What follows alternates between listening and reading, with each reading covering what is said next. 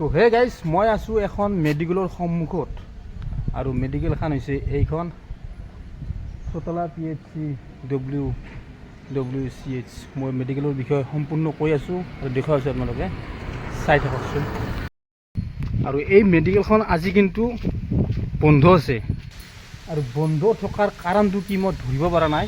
আজি কিন্তু চানডে চোতলা প্ৰাথমিক স্বাস্থ্য কেন্দ্ৰ, এই স্বাস্থ্য কেন্দ্ৰখন আজি বন্ধ আছে। আৰু কিয় বন্ধ আছে মই সম্পূৰ্ণ ডিটেইলছ চাই আছোঁ আৰু লগতে আপোনালোকক মই জনাই আছোঁ দেই। চৰি, ইয়াত দেখা পাইছেনে, ইয়াত তালা লগা আছে। এটা কথা আচৰিত, মই এটা প্ৰশ্ন আচলতে মই নিজে নিজে এটা প্ৰশ্ন উঠাই আছে মোৰ মনত। চানডে কি মানুহৰ বেমাৰ নহয় নেকি? আৰু চানডে কি এক্সিডেণ্টবিলাক নহয় নেকি? আৰু চানডে কি গৰ্ভৱতী মহিলা এজনে কি ডেলিভাৰী খাৰাচ নহয় নেকি? চোতলা প্ৰাথমিক স্বাস্থ্য কেন্দ্ৰ এইখন, আৰু এইখন আজি হৈছে তালা লগা। আৰু হস্পিটেল তালা লগা থাকে নেকি? আমি জানো হস্পিটেল 24 আৱাৰ্ছ অ'পেন থাকিব লাগে, কিন্তু ইয়াতে অ'পেন নাথাকে। আজিতো ৰবিবাৰে ক'ব ভাল, আৰু ইয়াৰ আগতো কোনো দিনো তাৰমানে এইখন খোলা নাথাকে। আৰু খোলা থাকিলেও 11টা বজাত ডক্টৰ আহিব, 1টা বজাত ডক্টৰ গুচি যাব, তেনেকুৱা কণ্ডিশ্যন এই হস্পিটেলখনৰ। আৰু আমাৰ এই চোতলাবাসী ৰাইজৰ, বিশেষকৈ চোতলাবাসী ৰাইজৰ এনেকুৱা অসুবিধা হৈছে এই হস্পিটেলখনক লৈ কিনে। ৰবিবাৰ হ'লে তাৰমানে কিবা কাৰণত যদি কাৰোবাৰ কিবা হয়, সি বাহিৰত যাব লাগিব, বেলেগ মেডিকেলত যাব লাগিব, আৰু যাতে কিজানি মৃত্যু হ'ব তেনেকুৱা। কিন্তু এই হস্পিটেলখন কোনোদিনো তাৰমানে সুবিধামতে নাপায়। এতিয়া এই দেখা পাইছেনে, এই তালা লগা আছে। আজি কিন্তু ৰবিবাৰে হস্পিটেল বন্ধ নাথাকে।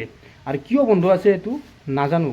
আৰু মই এতিয়া অলপ আগতে গুগলত চাৰ্চ কৰি চালোঁ, প্ৰাথমিক স্বাস্থ্য কেন্দ্ৰ যিকোনো নহওক প্ৰায় 24 আৱাৰ্ছ মানে অ'পেন থাকিব লাগে, কিন্তু এইখন হস্পিটেল অ'পেন নাথাকে। কোনো ধৰণৰ ডাক্তৰ নাই, নাৰ্ছ নাই, একো নাই। আজি ইয়াতে দেখা পাইছে, এতিয়াই যদি এটা যদি ৰোগী আহে, তেতিয়াহ'লে ক'ত চিকিৎসা কৰিব নাপাব ইয়াতে। আৰু বেলেগ এখন মেডিকেলত যাওঁতে সি কিজানি মৃত্যুমুখত পৰিব পাৰে, তেনেকুৱা কণ্ডিশ্যন। আচলতে কি ক'ম, মানে উপায় নাই। এনে কি আছে, ইফালে ইয়াত দেখা পাইছে, ইফালে কোৱাৰ্টাৰ সকলোবোৰ কমপ্লিট বনা হৈ গৈছে, কিন্তু ইয়াতে নাৰ্ছ নাথাকে, ডক্টৰ নাথাকে, একো নাই। কি ক'ম।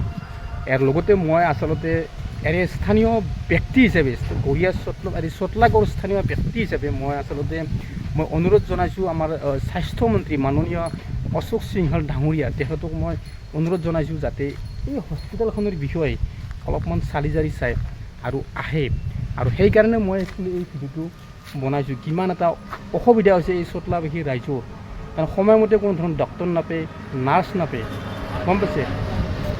আৰু আজি ৰবিবাৰ, আৰু ৰবিবাৰে কি মেডিকেল বন্ধ থাকে নেকি? মই সেইটো আচলতে প্ৰশ্ন আমাৰ চৰকাৰক প্ৰশ্ন, এইটো মোৰ এটা কাৰণতে প্ৰশ্ন। মেডিকেল মানে যদি দিছে আচলতে 24 আৱাৰ্ছ আচলতে অ'পেন থাকিব লাগে। ৰবিবাৰে কি মানুহৰ বেমাৰ নহয় নেকি? ৰবিবাৰে কি ডেলিভাৰী খালাচ নহয় নেকি? তো সেইটো প্ৰশ্ন আমাৰ চৰকাৰক। আৰু সকলোৱে এই ভিডিঅ'টো শ্বেয়াৰ কৰিব, যাতে এনেকুৱা যেনে কাৰোবাৰ যদি এনেকুৱা প্ৰব্লেম হৈছে, এখন হস্পিটেল থকাৰ পিছতো মানে বেলেগ এখন মেডিকেলত যাব লগা হয়, কাৰোবাৰ যদি তেনেকুৱা প্ৰব্লেম হৈ আছে, নিশ্চয় হৈ আছে, মই ভালদৰে জানো। আমাৰ চোতলাবাসী ৰাইজত যেনেকুৱাকৈ হৈ আছে, বাকী বেলেগতো তেনেকুৱা হৈ আছে।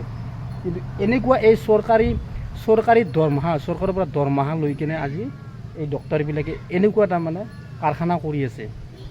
আজিতো ৰবিবাৰ, ক'ব ভাল, ৰবিবাৰে বোলে অফ থাকে। ৰবিবাৰে আমি জানো ৰবিবাৰ হস্পিটেল অফ নাথাকে, ৰবিবাৰে স্কুল কলেজ এইবিলাক অফ থাকে, কিছুমান অফিচ আদালত এইবিলাক অফ থাকিব পাৰে, কিন্তু হস্পিটেল অফ নাথাকে। কাৰণ হস্পিটেলটো আচলতে ইমাৰ্জেঞ্চি বস্তু 24 আৱাৰ্ছ অ'পেন থাকিব লাগে।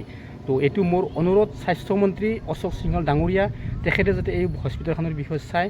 আৰু লগতে আমাৰ মাননীয় CM ছাৰ হেমন্ত বিশ্ব শৰ্মা, তেখেতকো মই অনুৰোধ জনাইছোঁ যাতে এই হস্পিটেলখনৰ বিষয়ে অলপ চালি জাৰি চায়। সকলোৱে ভিডিঅ'টো শ্বেয়াৰ কৰি দিব, যাতে আমাৰ মাননীয় মানে স্বাস্থ্যমন্ত্ৰী পায়, লগতে CM ছাৰো পায়। তো বাই, নেক্সট ভিডিঅ'ত আকৌ লগ পাম দেই।